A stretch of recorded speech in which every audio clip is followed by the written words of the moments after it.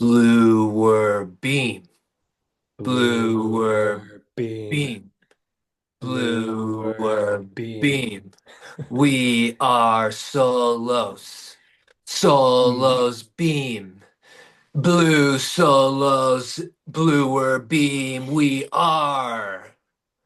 We're combining it all together into a episode that is outside of time and space. This is the combination of Solos and Bluer Beam in one single episode. So this is the Solos Beam episode. Hello, Josh. You're representing the blue right behind you. There's bright blue in that window behind you. So It, hello. al- it almost looks like a completely different room. And it's like Mhm. next to, so like this is Solos over here and this is Project Bluebeam here. There you go. Boom. It's like all the the light and then it's like the building, the desk, the creativity, I love it. I Yeah, love it. So how are you feeling today in this episode 4812 3 Solos Beam Outside of Time? I'm feeling good. I feel like things are building. They are always building, but it seems like there's more building towards each other than ever before, and like more like it's closer to converging than ever before. And that's kind of the purpose of this episode. It's almost like a convergence point. And of course, we're coming up on the solstice, which is all in perfect alignment. Yeah, and we were these themes of these podcast episodes started to get closer and closer together. And when we were talking about them afterwards, like I started mixing them up. It was like, oh, we talked about this one, and I thought it was Solos, and this one, but it was Bluer Beam. And so we just, like you said, noticed it was like they were all kind of they were coming together. And so that's why we decided to focus in on this convergence of what this means of bringing our intention of Solos together with the intention of Bluer Beam and how that locks in to basically hold the core of our blueprint of what we are here to present to the world, right? Yeah, and part of this is an information truth war of Hmm. getting the word out and messaging. Well, first of all, seeking it, right? Kind of finding this ourselves and also sharing in a transparent way our process and how we're uncovering it and what we're tapping into, uh, which requires alignment and surrender, which relates to a lot of our solos content. But what's being produced is this just this uncovering of where we feel this going, and maybe that's a place to start. Like, where is this going? What's happening? Why is this episode so important? Yeah, I think it's so important because we've realized that we are teaching ourselves and others how to perceive, not just presenting information of this is what's happening in the world, but connecting dots of how can we actually integrate what's happening into our life and then choose the reality that's in our highest alignment because that is 0 point creation. So while we're talking about the intention of the build and the intention of the infrastructure with Solos and with what it means to um, build a new system together and us really reflecting on where that's gone negative in the past, why things go negative, why we find ourselves in these loops of cult environments and superiority complexes. And then we have the bluer beam, which is the outcome of all of those unasked questions, really, or the manifestation of all those things that we're trying to build outside of. That's what Blue Beam in its core is a representation of. It's where does society go when these things are unchecked? And we're just trying to build a world based off of our current perception. So, this is where things converge in understanding the physical technology, the physical reality, and how that is completely intertwined with actually perceiving these ideas. Boom. Could you say that Bluebeam, Project Bluebeam, is a manipulation of they're manipulating people's perception. So they're distorting the way that they want things to be perceived. And That's what they're exactly what it is. Yeah. they're tapping into people's fear so that because they're perceiving it this way, then they can create something that is cloaked as a solution to something. And of course, you want to buy into that thing. So they have you with a problem in a state of fear, seeking something outside of yourself to find peace and subscribing to this promise over here that's based in distortion.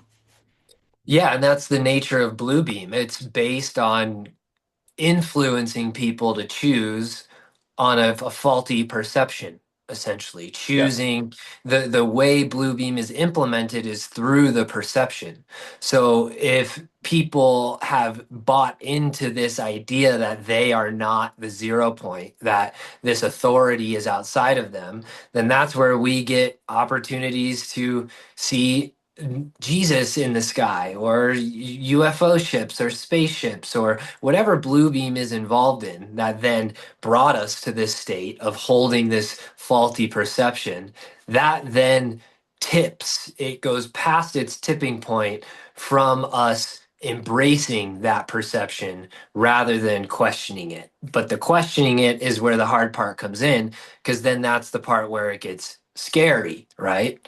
But unless we're willing to question what our perception is, then we're going to live in the fear rather than being able to pull away from it. So we find ourselves in this rabbit trap kind of, that is this like rabbit hole trap that is being presented to us to basically just get us to acquiesce to what we're seeing with our eyes is how I would explain it.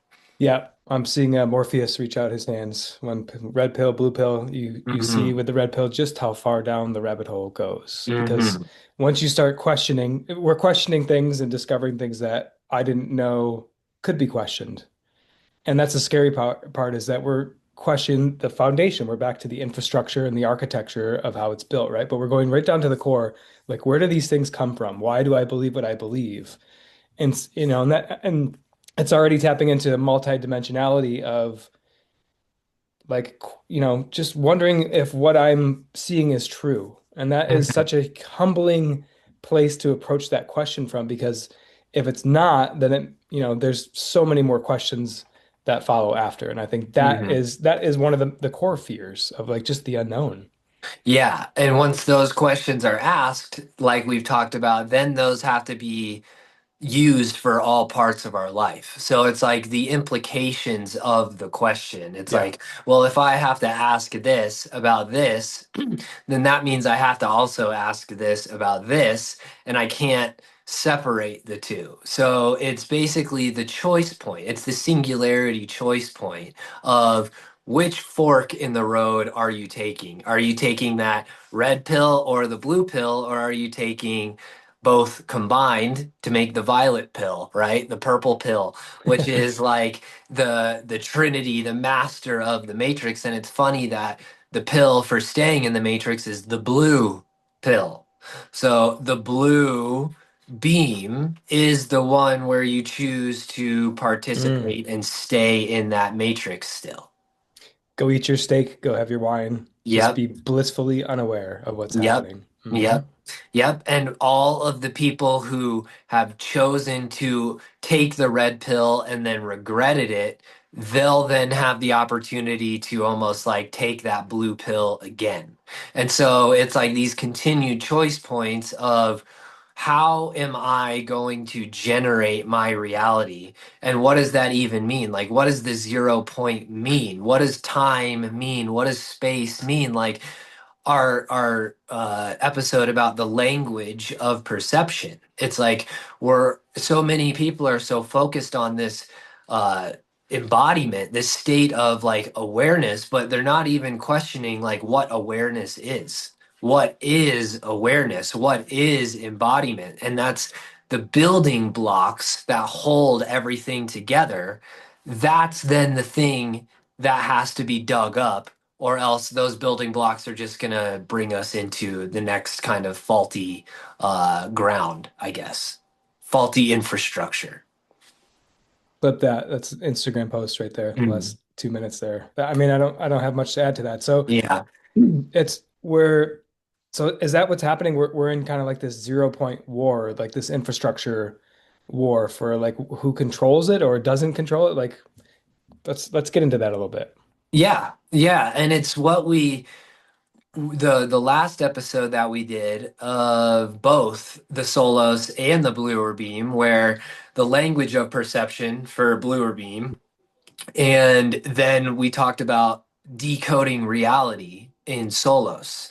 And so it's like in talking about the parasite, we were framing a picture to understand that it's in a consciousness. The parasite is in the state of consciousness rather than like the physical space first, that it manifests in these different ways in our physical reality, but it's first in a consciousness state. And so that consciousness state is creating what we know of as time. It's creating our emotion. It's creating our energy that's in motion. So if there's a parasite embedded in the consciousness, then that means that the timelines that manifest from that awareness are going to have the parasite within that physical space. So, Because it's in yes, the architecture, right? So it's it in the comes up. architecture. Yep. Exactly. And so it's then about who's controlling the awareness and the energy and the building blocks of that perception, because then whatever is created from that is going to hold that energy and that intention within it. So it holds first an energetic component, and that's why these negative groups push people away from their source self so that they can then occupy, like they can use that as the host bridge, right? That's what we talked about in the last episodes, is the host. The parasite needs a host. So if the space that normally connects someone to their source self is distant from them, then that opens up space for the parasite to enter and then begin using those people as the host. So it's all coming down to a consciousness parasite first, which is, like we said, an idea. It comes down to an idea first. So, like, how would you then continue that for someone trying to understand an idea as a parasite? What does that mean? Yeah, I think the idea slash the parasite forms in the void of your connection to God. So that is the Mhm. difference between like what are you devoted to? Either you're devoted to God or you're not. So if you're not devoted to God, then you're at the whim of anything that can pull you from your small self attraction or desire. And sometimes there's this self-fulfilling thing of like, I want to be right or I want to be true or like whatever that can be cloaked so many different ways if you're not aligned with God. And I feel all the time the need to define that because it can, mean so many different things to different people. But it's just this all unfolding, ever unfolding thing that we can start to identify by way of patterns, like how it works and how it operates. And so much of that formula is surrendering to what is, you know, our circumstances and our external environment to the point to where we understand why we're going through what we're going through. And then when we master that, which is what we're getting to, we realize that when we're in the flow of it, we can use it and it needs us to create along with it. And that's what we're here to do. And that's what we're doing kind of with this episode right now in this Mhm. discussion. Yeah. And so, just like that needs us to create along with it, the parasite needs it to create people to create along with it too. So there's like it's the fork, and we're going into these layers of the mind right now because like okay, it's the connection with God. It's the void of the connection with God. So then how does that parasite show up like in the consciousness of the person from there? We're all tuned into this field, this 0 point energy field. So what is coming up to then have people choose that void of God? And it would be a thought or an emotion, right? Those are the two things that get us to choose. And so it's a form of light or a form of frequency, it's vibration and light. And so outside of what the idea is, we could see that the parasite actually shows up as a frequency not a physical thing first. It's a frequency that comes into the field that is then expressed through the choice. Because if the parasite comes in and we feel the thought, we feel the emotion, and then we don't express it, that's not expressing the parasite. So it has to come in, and it's like it's that beginning form first, that form of inception, that then is creating the collaboration kind of pathway with it. Well said. Keep going. So I think I know where you're going with this. Well, where am I going with it? Let's see. Yeah, so well, I think it's like now that we understand this and we're developing a language to articulate it, right? Mhm. Because this is like we're tapping into a knowing and we're also like kind of coming across it for the first time in this consciousness and with our level of perception right now. And now that we're able to put words to it, we're able to like it's empowerment. So it's like, well, it always comes back to what do we do or what's the next step or what do we receive?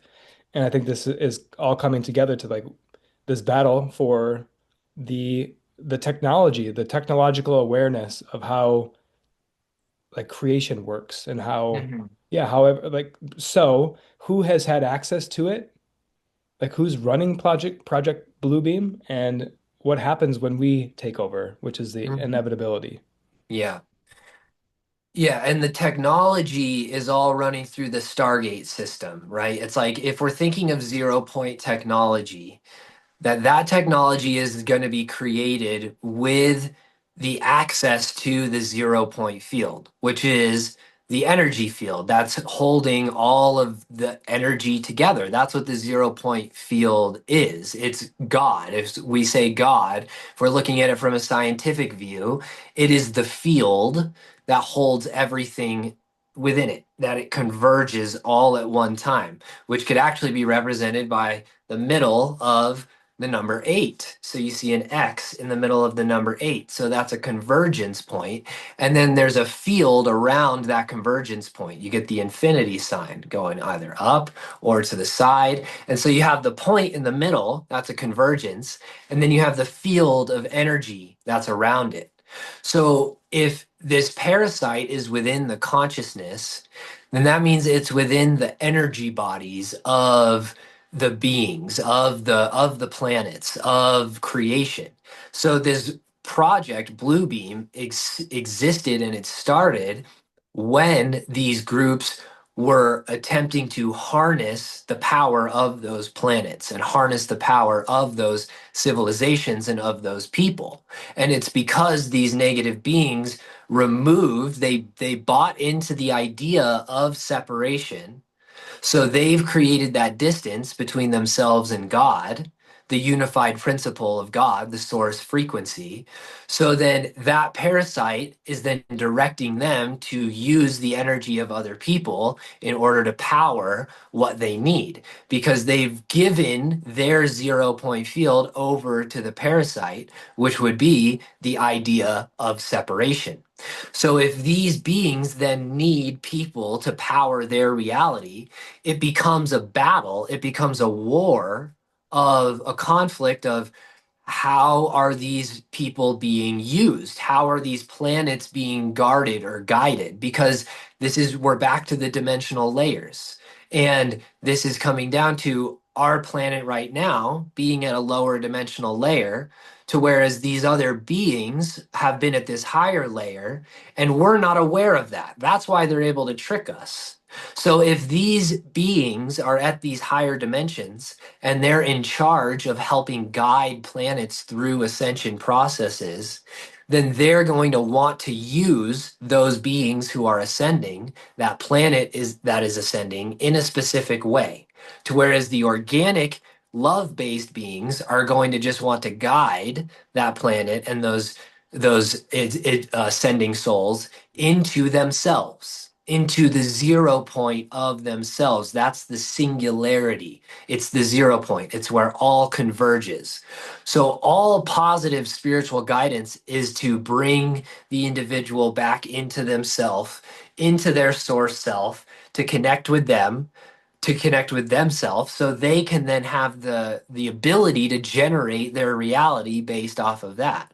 So if these other beings haven't done that for themselves, they then need other people to do it. So they're going to try and pull them out of themselves and perpetuate that distance with God rather than bringing them back into themselves in the center. So it's the difference between a push and a pull. We have our positive guidance there. It's always going to feel like they're gently pushing you back into yourself or they're pulling you back into yourself. But with the negative beings or the neutral agendas, you're going to feel like you're being pulled out. It's like your attention, your perception is being directed towards something very specifically and very strategically. So if you're not then able to hold the anchor point of that singularity, which is God, which is source, then you're going to be pulled. Your perception literally is going to pull you into that environment that matches with that resonance. I sort of see this alignment with God as like a column. And like whenever I'm in alignment, it's just like so focused and easy and effortless and sure and certain. And if I'm not in that, I'm, like I said, at the whim of like whatever a sexy, appealing thing is going to, satisfy a craving of mine or something like that. Mhm. And to your point, the sign is if it's something outside of me versus something inside of me. When I connect with God, I feel it all through my body, and Mhm. there's no doubt that I'm feeling that. Whereas if I'm pursuing something externally, it's me trying to fulfill something that feels empty internally when Yes, the emptiness needs to be filled with God. exactly. And that internalness is the heart. It is the column. It's the point, right? So if we're looking at something uh on a piece of paper, we're looking at it from a two-dimensional standpoint. What about the cross?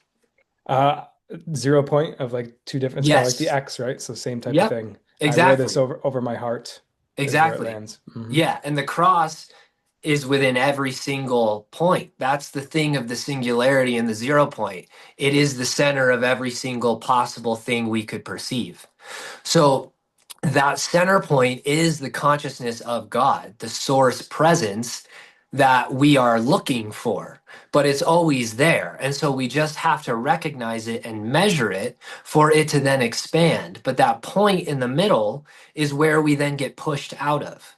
The blue beam agenda is to push us out of that center point so we're around. So we look at a here's where my drawings are going to come in.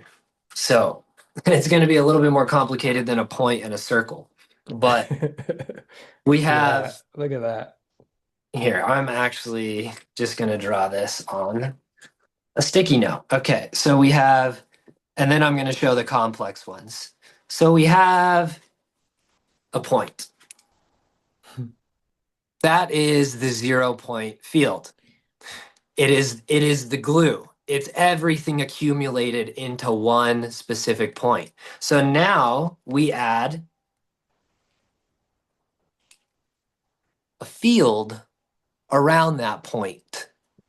So we have the 0 point in the middle, and then we have the event horizon, which is the boundary. This is the body. This is the consciousness. This is all the consciousness together in between. But if we are the 0 point in the middle, then we're not just getting pushed out to the side.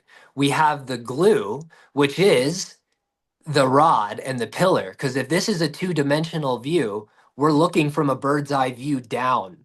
So this point becomes a vertical pillar that is extending as a sphere all the way down. So that's that rod that is that embodiment state of being glued into the center point. And then the wheel, the field of time, is around us in the circumference. And our circumstances are our circumference that we're measuring. So the further we measure our circumference, the less it implies on our immediate circumstances. Because it's the closer the circumference, the closer the circumstances we are experiencing. So we're understanding all these different points of measurement, but it's all coming down into the one single middle point, and then we can see all of the different other layers from that central point. I can hear so many people collectively saying, "What the fuck? Like, like, thank you for putting language to that. Like, that feels so true, and I can feel it and see it. Yeah. All right, so keep going. Okay, so this is like where we're getting perception here. And like you and I have talked about, like who are we? Like what is the I am? Like is it the point? Because if we're looking at the point and we're able to view the point, then we are the thing that's viewing the point. So we aren't just the point, we are the perception that's observing the point within space. So the idea of wanting to experience ourselves as a soul, a sun, as a point in space became the manifestation of that point in space. So it's all revolving around the circle because the circle holds the point and the lines in it together. So a point and a line is a circle. A point and a line is a square. A point and a line is a triangle. So it's a point and a line that's giving us every single possible geometry shape that we could ever need or ever ask for. But then that expands into our physical space from a third dimensional perspective. So if we're looking at this, you could see the black point in the middle. That would be a center point. And then we have a circle around the outside. In our perception, we could draw a perfect circle that goes perfectly around that. So we have a point and a circle, a point and a line. And so I don't really know where I'm going with this, honestly. This is all coming down to the aspect of our infrastructure because the infrastructure is then what builds our external reality. So if the point and the line can be commanded or influenced by the parasite, by the idea of separation, then all of those shapes, all of those frequencies and thought patterns are going to project and hold the vibration of that state of separation. So that's why if we're looking at the point or the line or the circle or the square, it's all the same thing, just in different perspectives of perception. Yeah, so and what we're trying to do is remove the parasite from this 0 point. And then what? Do we need to play defense against these beings again to like fend them off so that we have access to this? Or like how does that go down? The offense is the defense, and the defense is the offense. But like I say, it's like we're always on offense. Even if something is coming towards us that seems to be on the offense, we're calling that towards us in that way. So it's like the best defense is a good offense. Because if we have a good offense, then the defense isn't really going to have to do that much because we're just Mhm. going to be keeping the ball up there, keeping the puck up there, keeping the field pressed. And so it's all the process of seeing that the planting in that 0 point is both the defense and the offense, and that you're working basically both momentums just by being in that perception, and that you're then going to know when to push, when to back off. But it's all then going to show up in more complexity of how to kind of navigate those fields and navigate those experiences. Does that make sense? It does, yeah. Okay. So I'd like to go back to what you said with like tracing this back to the energetics of it, the multidimensionality. Hmm. And then you mentioned the beings who are infested with the parasite or infected with it, and how they manipulate beings to carry out their agendas or to plant thought forms into their minds to separate themselves from the God connection. And then we also have the good beings, right, that are not manipulating but communicating with us to Hmm. help us in this mission as well. And I thought that might be a good chance to bring in your family members for the roles that they're playing, where they are, where they fit into that multidimensionality. Can you ask that in a like what exactly do you mean by how they Yeah, can you Yeah, rephrase the question? they're directing us just as much as the parasite is directing their faction, right? Mm, We're receiving guidance on how to communicate and what to next create in our physical world here gotcha. to get back to that point. Yeah, I gotcha. So it's like they're giving like cohesive geometry, basically. But it's through the heart and it's through the presence and it's through the awareness that they are giving that to us. What do you mean when you say it's through the heart? What do you mean by that? That their gaze is anchored through the heart. So their perception is anchored into that identity of love, which would be the identity of source, the identity of unity and of God. So if their perception is anchored into that, then they're going to be broadcasting harmony. They're going to be broadcasting cohesion rather than like you think about someone taking a piano and just like smacking the keys, like bang bang bing bing versus like beautiful melodies. Like that's the difference right there. And so the beautiful melodies are happening from the presence, from being anchored into that source singularity point, and then that melody is just the awareness and the love that is given, to whereas the disharmony is given just as much from those parasitic entities and from the service to self beings. They can disguise like what might look like a beautiful melody on the forefront, actually having an energetic architecture behind it of complete and utter disharmony. Yeah, and that was the word I just wrote down was harmonizing because Mhm. prior to this, prior to harmonizing with God or this energy that I'm connected with, I was harmonizing to everything around me. And Mhm. that's how it works. That's how it self perpetuates because I'm not harmonizing with an eternal force. So therefore, anything I'm harmonizing to is by nature finite Mhm. and limiting. Mhm. And I'm going to be disappointed when I get to the end of that rainbow and there's no gold, right? Whatever I'm perceiving to have on the other end of that desire that's being fulfilled is going to come to an end. Mhm. So, and that's the infrastructure, right? So I'm no longer playing a finite game. Maybe I'll ask you, what does it mean to play an infinite game? An infinite game is a closed loop circuit.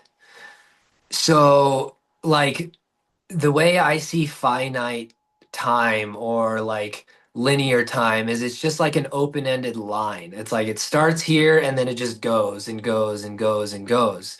But like it has to come back and connect into the beginning in order to feel that like generation of that circuitry. And that's the 0 point field. If there's just point A to point B, then you're not going to be able to generate energy because you're not getting that circular rotation. You do not pass go, you do not collect $150. No, you do not.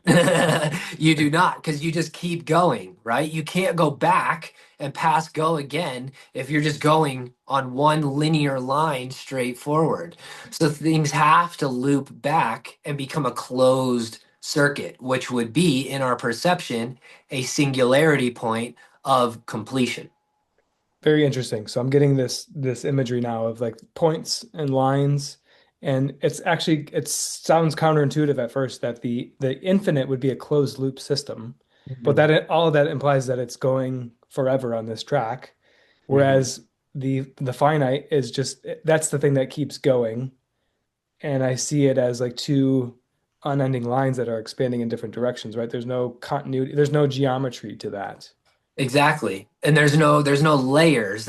It's one dimensional. There's no able to move. There's no spiral. It's just one dimensional. Just and so you're not going to be able to feel the any aspect of expansion with that. That's where that's going to push you so far into the event horizon that you're just going to be on the outside trying to search for the completion, and it's always going to be more and more and more and more. And so it's like you think of a a circle and a point.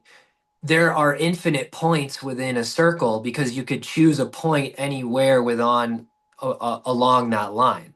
And Hmm. so if the point and the circle can be zoomed in infinitely and zoomed out infinitely, there's infinite points within a line. And so it just depends on where you're choosing to measure that point from. But the Mm. whole point is connected to the entire thing. So you have infinite different angles and infinite different combinations within this infinite structure. But it's not just this like thing that starts here and then just goes forever. It's always been. So there's never been a beginning to the eternity.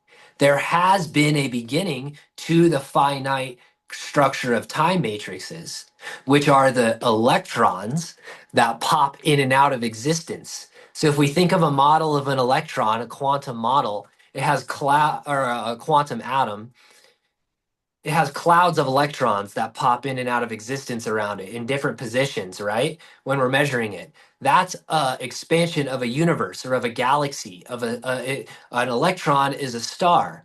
They're holding potentials for experiences. So Oh, a sun, a galaxy, it's all the same thing.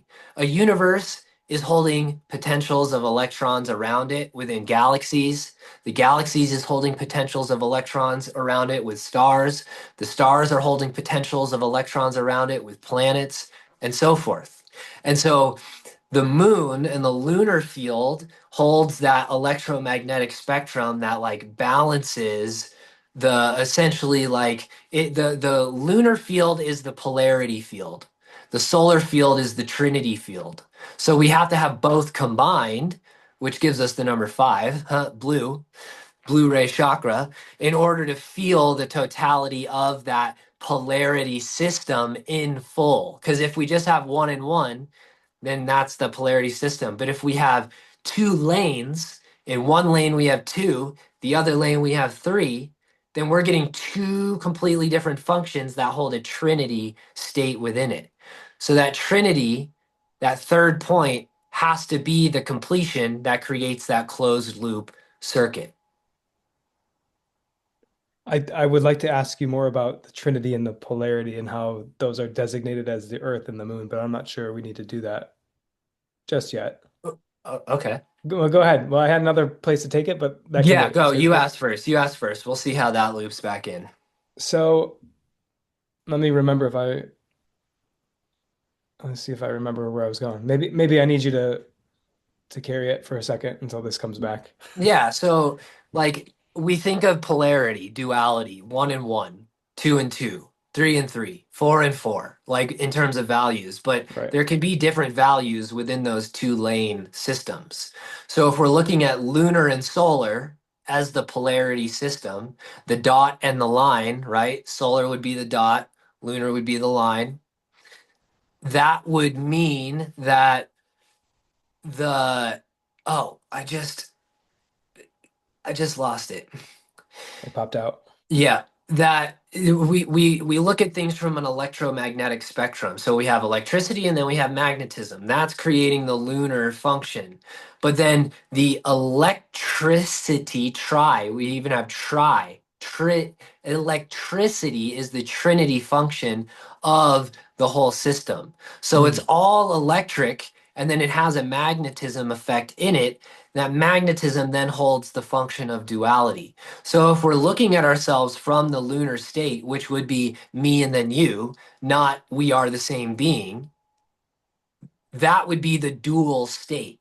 And we're then attempting to create unity out of polarity rather than integrating that third component, which would be there's you, there's me, and there's us, and we're all the same being. That's integrating it into one specific unified singularity. Because the singularity happens from the identity becoming one. That's the completion point. It's the awareness of oneness. Because that's what then happens with a physical soul. The soul completes back into the overall sun that is the entirety of the soul. Okay, so this perfectly brought us back to what I was going to ask. So this concept of oneness, um, is there a cosmic oneness, and then where does like perception come into that? Or are we just saying that we all have the same perception when we trace it back far enough? Yeah, we do all have the same perception when we trace it far enough, right? When we when we get back to that singular source point, there can only be one perception, which is I am. So it's the same point, like 0 point for everybody, for everything, for every all. Same, Yeah. exact same.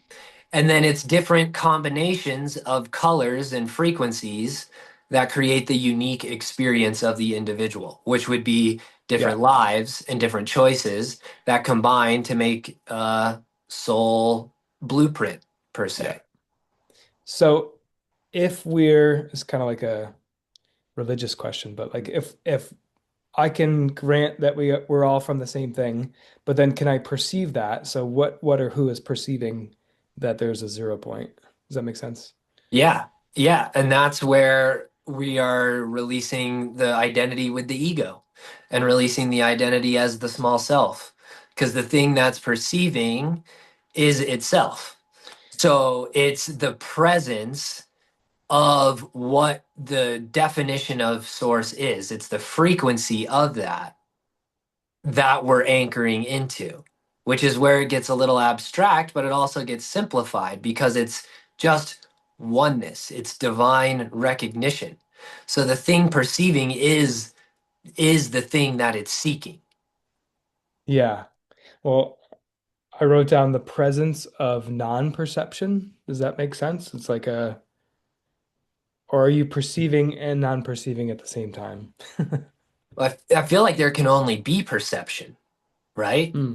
Because you're perceiving if just take our thoughts to the idea of one being Yeah.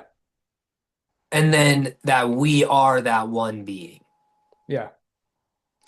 like oh, I just lost it. They keep like farting out of my brain as we're talking about this. Oh, so that would be perception. You're perceiving yourself, Yeah. the self.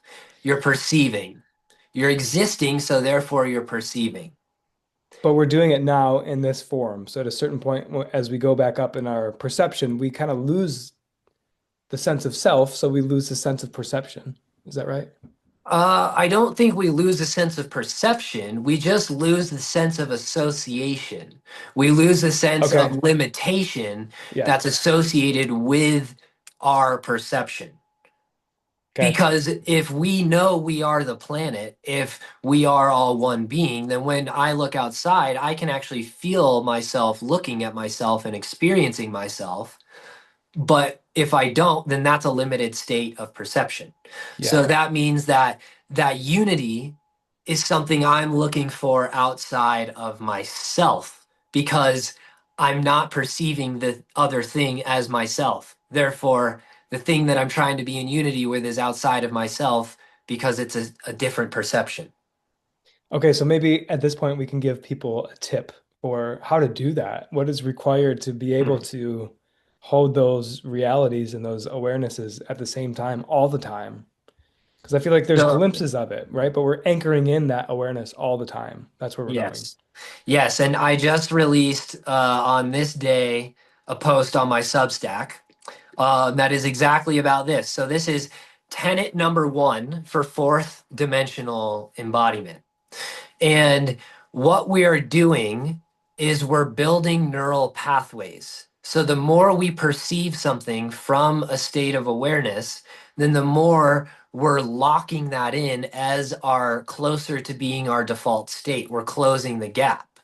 And so the it all comes down to literally feeling yourself and everyone else as the same self. And it's doing that over and over and over and over and over again. So, like the mindfulness practice throughout each day is I am actually going to feel God when I am looking at other people, when I am with other people, when I'm on my computer, when I'm speaking, I'm going to feel God in my voice. I'm going to feel God in the water. And then I'm going to recognize where I'm still acknowledging God not as me. So I'm gonna then, and it's the process of perception. I love that term actually, the process of perception. It's like you're closing the gap each time. And it takes devotion and discipline to do that because you're supposed to do that even when the thing that you're looking at or experiencing isn't pretty or it doesn't feel good. It's something that you would label as evil. It's something that you would because that's where the problem is. It's the labeling, trying to see what is God and what is not. And so that creates the gap, that creates the distance. But if everything is the same consciousness, then we can make choices from there. And that doesn't mean that we just have to allow everything to happen in our life. So it's the process of choosing to feel and perceive divine awareness in every single moment and doing that over and over and over and over and over again. And forgiving yourself when you realize that you've strayed from it and come back and then do it again and realize that you've strayed from it and forgive yourself and come back. It's that cycle, right? And I think what you're saying is the times might start far apart with like, oh shit, I forgot. Like I went a full day and Mhm. I forgot to remain connected with the divinity. And then like, yeah, the next time it's like, oh, only 8 hours have gone by. And then like, yeah, Mhm. it's just a practice of it. And that's what you're saying, the devotion of it. Exactly. Yeah, and it's like make no mistake, what you are seeking is God. Like there's no other way. And that's the basis of the post that I made is like there are many paths to the self, but that self is the same self for every single person. It is the same mountain, it's the same ocean, it's the same vision, same love. It's like it's all different paths that are the same self making its way back to itself, which would be the pattern of the toroidal field of the wave. It's going from the center and pushing it out, and then bringing it back to itself, letting it go back out, and bringing it back. And so it's a circle. It's a Mm. closed circuit. And we can even see this with the way that our generations are modeled, with children and elders. Our generations are modeled as a linear line right now. It's like there's children and there's elders, and it doesn't reconnect.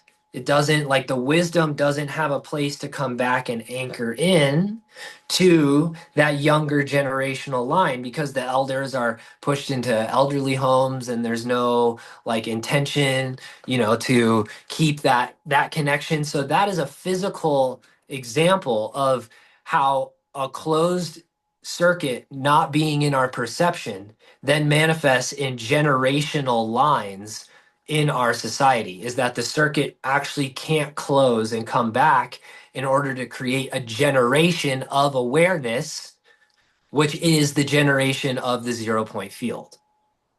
So what would that look like if there was a healthy closed loop between the elders and the children?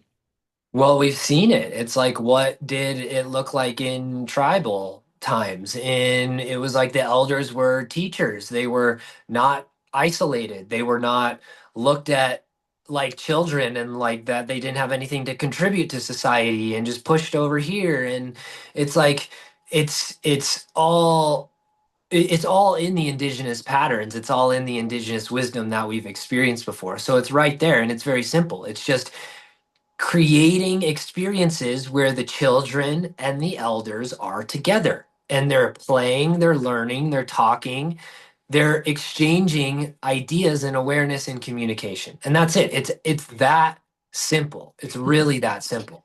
Yeah. Yeah. Which is what and it's easy to finally come to that conclusion now, but it's been Mhm. quite a journey and an experience and a search Mhm. while we've been away from that. But so Mhm. I have us closing in on an hour here. So Mhm. I'd like to ask what we haven't touched upon that we want to, what do we want to make sure that we get to here? I maybe have a seated question about technology now that we know these types of things, but where is there any place that you'd like to take it? I'll just say what we're describing here is a fourth dimensional field. So the field of time is the field of the fourth dimension, and it is the field of our heart. Our heart is the field of time, but the field of time is not just all of the individual moments. It's one moment expressing in multiple angles and multiple momentums.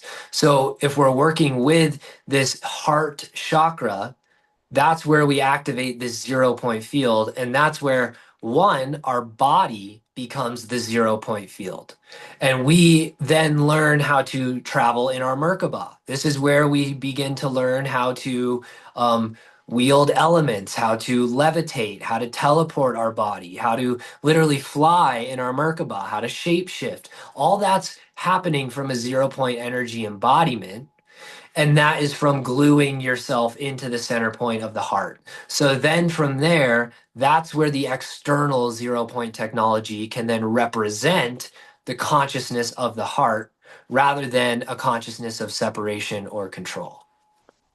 And the ability to do those things is when we are anchored into the awareness of the all the time, right? Is that the answer to like 5 minutes ago when we were talking about like a day goes by, 8 hours goes by, and now I never leave it. Like I've anchored it in. Yes. Is that the point? That is the point. Yes. Okay. And we're already in the point, but we're bringing our perception back. We're closing the gap.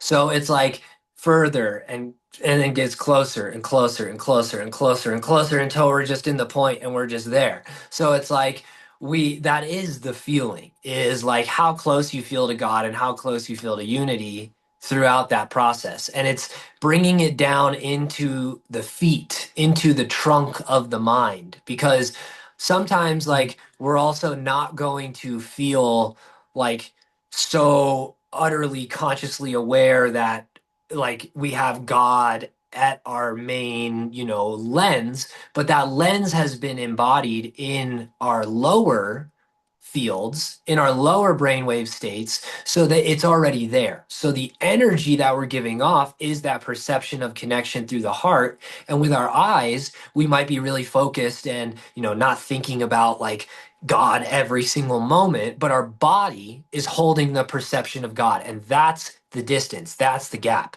is the Right. body. So the body, I just had so much deja vu as I said that. It's the body that is where that gap exists. So we can know we're unified, you can know we're connected, but until we're bringing that perception into the body by contemplating, by holding that lens, that's where the gap closes. And then that's where the body generates the 0 point field.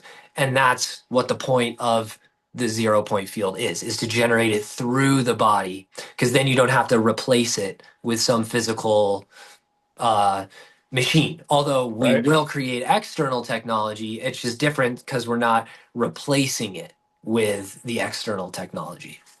Yeah, and we just deepened my understanding of the term embodiment, right? That's what that Hmm. is. And so when we're talking about that is there is no fear in the body. There is no Hmm. separation. And that's how we know right now what to work on is where am I? We've been saying this for episodes, right? Where's the fear? Where's the pain in my body? Hmm. When we are aligned, there is no pain, there is no fear, there is no distortion. And Hmm. that is how we've detected where the infrastructure has gone wrong, what we believe in, what we believe to be true through the sensations in our body. Full circle. Full circle. Like right back to the middle, to the convergence of also like what you asked about, do we be on the offense, are we on the defense, how do we go? It's like you don't really have to even worry about it when your body's anchored into the 0 point field, because you could be building infrastructure, you could be making art, you could be fighting a battle, you could be dancing. All of it is both offense and defense at the same time because you've completely anchored into that state. Yeah. And for me, that means two things. It's ultimate trust in whatever circumstances come my way, and then it's ultimate faith in my ability to create with those circumstances. Yes. I'll know what to Yes. do. It's this knowing because I'm connected. There's no way I can't know because I'm embodied in the God frequency. And that's the dance, right? If the circumstances come to us, we know that we created that with our circumference. So then we are in the dance with the waveform and we're responding to it with our ability to respond. And it becomes the dance, the back and forth rather than the fight, the oh, boom, boom. It's like, and it becomes smooth and it's like, it becomes the movement, Harmonic. the motion, the harmonic. Yeah, because the harmonic is 3 points. A harmonic is the trinity. There can't be a harmonic with only two. The harmonic is the triangle, which is the three, which is one, two, three. Getting the harmonic. Yeah. So how does it feel to record a podcast outside of time? And what is the significance of this coming out near the solstice, the 2025 winter solstice? Well, this is like a full 0 point reset for the collective in general. This month, this year, this whole year is a 0 point reset, the year of nine. You even get kind of nine, the circle, and then it goes down and like towards the middle. So you're getting these loops, but nine represents the 0 point reset. So we're then going to be releasing this in the month of December, in the year of nine. It's like midnight, the hand of the clock hitting midnight. It's really just, now that we've been able to have this exchange, this awareness is planted into the body of the planet, into our bodies, into our perception. So now everybody else is going to be able to choose to start to have access to this as well. And that's the purpose of putting this out. And yeah, we hope that people watch this because, well, the right people will. That's the trust. Yes, the Solos Beam, full convergence. It makes so much sense because it's like this is how they come together, the infrastructure, what the infrastructure is looking to replace, what we're what we're looking to use the infrastructure to not have be a part of our reality, and those two kind of coming together at the same time. And it's like the infrastructure itself is the conflict resolution, and we're in the dance. Mm. So people who are watching this and who want more or who can't get enough of conversations like this, where can they go? What should they do? Just go watch all of our podcasts. Go watch the rest of the podcast episodes. Follow us both on Substack. We're going to be building out course modules for perception, for anchoring this perception in, learning how to build our infrastructure based off this perception. So it's all going to happen on Substack. So head over there and we'll catch you there. And we'd love to hear from you. We're looking, this will be a calling to certain people who watch this and like, yeah, this is my jam right here. So yeah, reach out Mhm. to us. We want to hear from you. Definitely, Mhm. definitely. Free men's group. Uh, I don't know when the date of the next one will be when you see this in the description, but we'll include it in there. And if you're a man, you want to come talk about this stuff, want to come join us, please do so. Good to Peace go. out, Peace, everybody. man. Peace. Happy Convergence Solos Beam Day.